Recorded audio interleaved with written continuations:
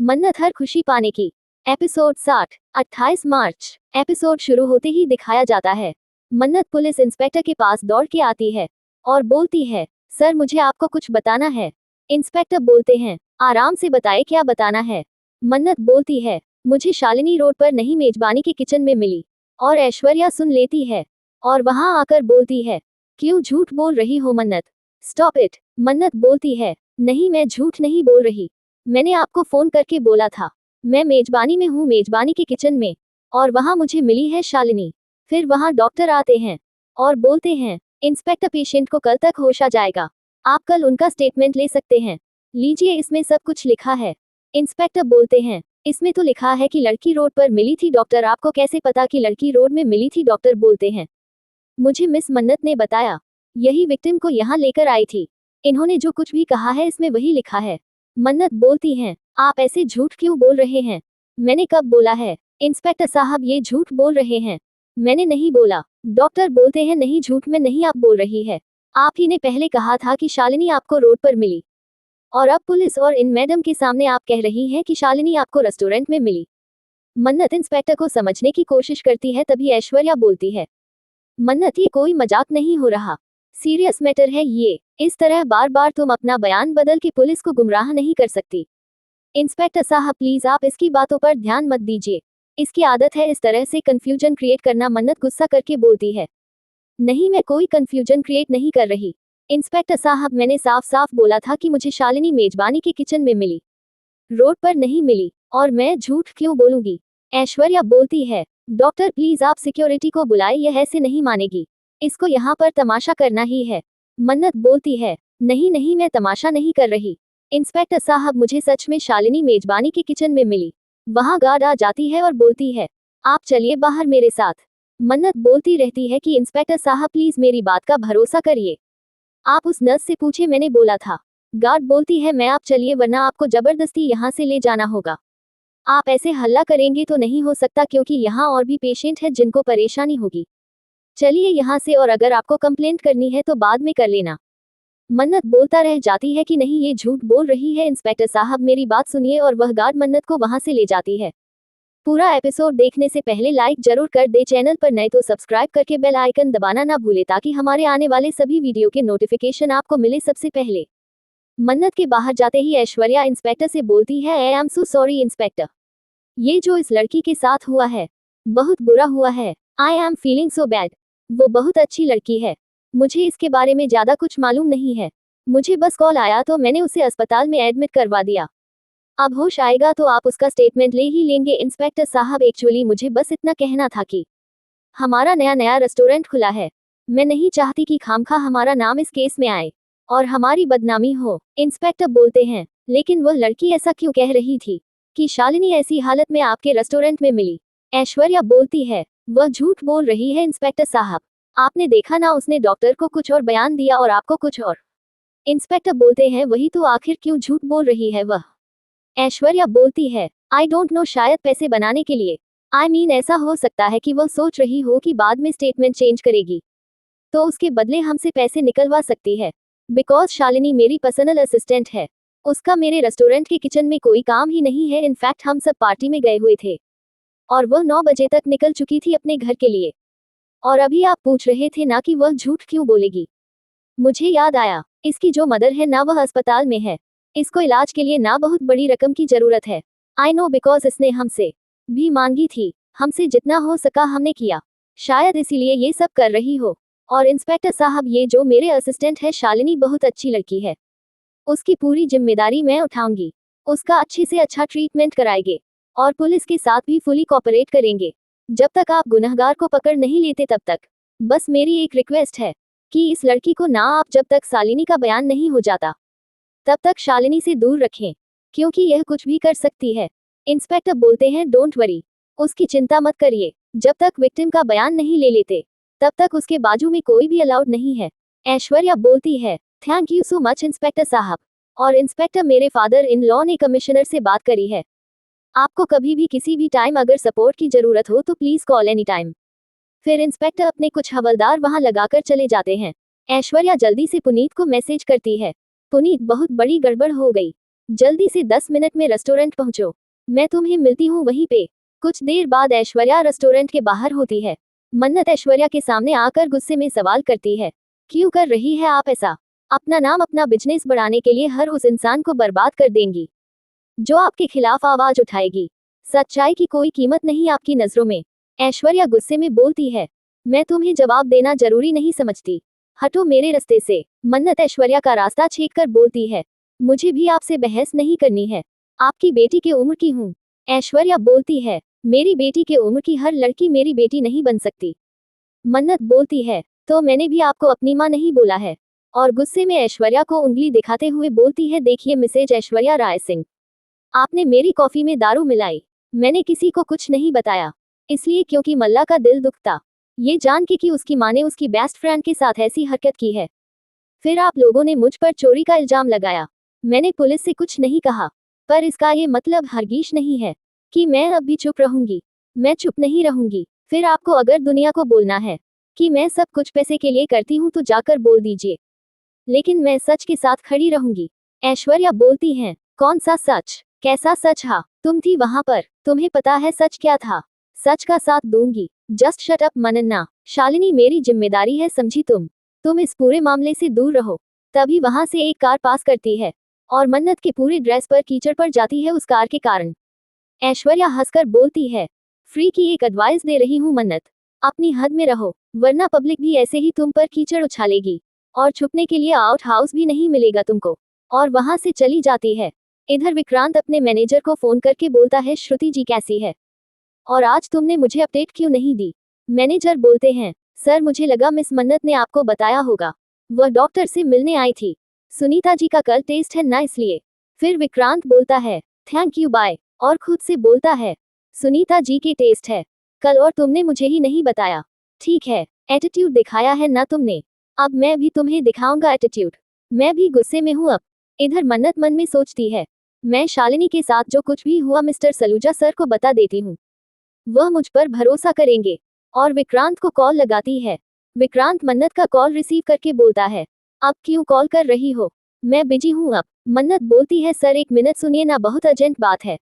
विक्रांत बोलता है, राइट, जो तुम कहना चाहती हो वह अर्जेंट होता है। जो मुझे पता होना चाहिए, जो इन्फॉर्मेशन तुम्हारे पास होती है, मुझे बताना थोड़ी अर्जेंट है, राइट? इसलिए तो तुमने मुझे श्रुति जी के टेस्ट के बारे में कुछ नहीं बताया। ओके फाइन, मुझे नहीं जानना है, बस इतना कहना है। अब जो तुम कहना चाहती हो, मेरे पास उसके लिए टाइम नहीं है, सो बाय। फिर मन्नत बार बार कॉल करती है, लेकिन विक्रांत रिसीव नहीं करता।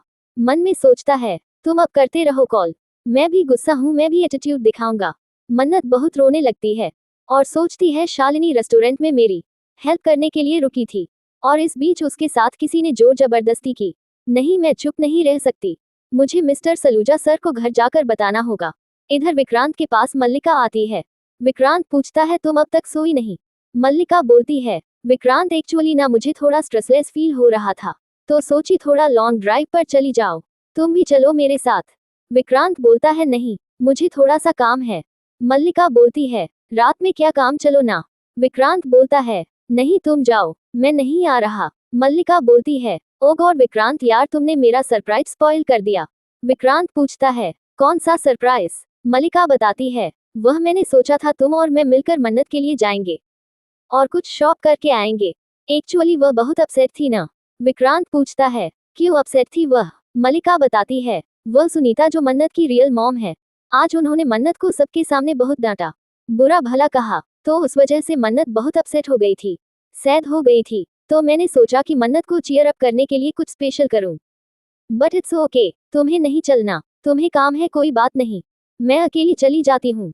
विक्रांत मन में सोचता है, मैं भी ना, एक तो मिस मानत पहले से ही तकलीफ में थी, ऊपर से मैंने उन्हें चिढ़ा के और भी तकलीफ दे दिया। फिर वह मल्लिका के साथ चलने के लिए रेडी हो जाता और बोलता है, तुम यहीं रुको, मैं गाड़ी की चाबी लेकर आता हूँ। मल्लिका अपनी मॉम को मैसेज कर देती है कि मॉम, मैंने विक्रांत को संभाल लिया है, वह घर के बाहर रहेगा, आप मन्नत को संभाल लेना। इधर पुनीत और ऐश्वर्या पूरे किचन को अच्छे से साफ करवा रहे होते। पुनीत बोलता है, आंटी डोंट वरी, हमने पूरा रेस्टोरेंट सैनिटाइज कर दिया है, पुलिस को कुछ भी पता नहीं चलेगा। ऐश्वर्या बोलती है, शालिनी के होश में आने से पहले मुझे ये सब कुछ सेट करना होगा। पहले तो डॉक्टर कह रहे थे कि शायद वह बच भी ना पाए। मगर अभी कुछ ही घंटे पहले मैसेज आया कि वह खतरे से बाहर है। थोड़ी देर में शायद बात करने लायक हो जाएगी, और उसके पुलिस स्टेटमेंट देने से पहले मुझे ये सब कुछ हैंडल करना है। मुझे नहीं पता ये किसने किया है, मगर जो कुछ भी हुआ है, हमारे रेस्टोरेंट में हुआ है, मेजबानी में हुआ है। पुनीत, अगर यह न्यूज़ बाहर आ गई ना, तो हमारे इतने सालों की मेहनत, इन्वेस्टमेंट, पैसा, नाम, इज्जत, सब कुछ मिट्टी में मिल जाएगा। अगर सलूजाज का नाम मार्केट में खराब हुआ, तो सबसे ज्यादा सफर हम करेंगे। पुनीत हंसकर बोलता है, और राय सिंगर्स को भी दूसरा पार्टनर नहीं मिलेगा। ऐश्वर्या बोलती है, विक्रांत को भी मेरे जैसा पार्टनर नहीं मिलेगा, और मेजबानी विक्रांत का सपना है। हमें उसे कैसे भी करके कन्विंस करना ही होगा। बस जब तक शालिनी का स्टेटमेंट ना लिया जाए, मन्नत और विक्रांत एक दूसरे से मिलने नहीं चाहिए। पुनीत बोलता है, मगर आंटी, मुझे एक बात समझ में नहीं आती कि हमारे रेस्टोरेंट में ऐसी हरकत कौन कर सकता। कौन हो सकता है वह गिरा हुआ और घटिया इंसान। इधर रवीना अपने कमरे में आती है और देखती है बॉबी बेड पर पड़ा हुआ है। वह बॉबी को बोलती है, बॉबी, तुम शादी में कहाँ गायब हो गए थे? मैं तुम्हें इतने फोन कर रही हूँ, तुम फोन क्यों नहीं उठा रहे हो? तुम घर कब आए? तुम सुन रहे हो? बॉबी उठो ना, प्लीज उठो। बॉबी बोलता है, रुबीना, मुझे सोने दो, तुम जाओ यहाँ से, मैं ठीक हूँ, तुम जाओ। फिर रवीना को बॉबी के हाथ में कुछ निशान दिखता है और वह बॉबी को उठाकर बोलती है, बॉबी तुम उठो, मुझे सच बताओ, बताओ तुम शादी के बाद घर आए थे ना? बॉबी बोलता है, क्या लगा रखा है ये? मैं सीधा घर ही आया हूँ, मेरा तबीयत ठीक नहीं है, तुम जाओ यहाँ से। रवीना बोलती है, मुझे सच बताओ, तुमने कुछ उटपटांग हरकत तो नहीं की? बॉबी, हम इंडिया में है पूरे परिवार के साथ। हम विक्रांत और रॉनी भाई साहब को तुम्हारी पुरानी काली करतूत के बारे में नहीं पता चलने दे सकते। बॉबी गुस्से में बोलता है, क्या बकवास कर रही हो? मैं बोल रहा हूँ ना, मुझे आराम करने दो, मेरा सर फटा जा रहा है। रवीना बोलती है, बॉबी, अगर भाई साहब को तुम्हारी हरकतों के बारे में पता चला तो वह तुम्हें छोड़ेंगे नहीं। नीतू भाभी वैसे ही मौका ढूंढ रही है मुझ पर हावी होने का। तुम्हें समझ आ रहा है बॉबी, मैं तुम्हारी किसी भी घटिया हरकत की वजह से अपनी जिंदगी बर्बाद नहीं होने दूंगी। इधर पुनीत ऐश्वर्या से सवाल करता है, आंटी, क्या आप श्योर हैं ये लड़की शालिनी मेजबानी का नाम नहीं लेगी? ऐश्वर्या बोलती है, पुनीत, शायद तुमने कभी नोटिस नहीं किया, शालिनी हमेशा दिखावा करती है कि वह एक रिच फैमिली से है, मगर वह है नहीं, वह मेरी पर्सनल असिस्टेंट है। कितनी अमीर होगी वह? एक गरीब फैमिली को बिलोंग करती है। क्या तुम जानते हो, जैसे हम लोगों के लिए हमारा नाम, रेपुटेशन बहुत प्यार होता है, इस तरह एक चीज होती है जो गरीब लोगों को बहुत प्यारी होती है। जान से भी प्यारी वह होती है उनकी इज्जत।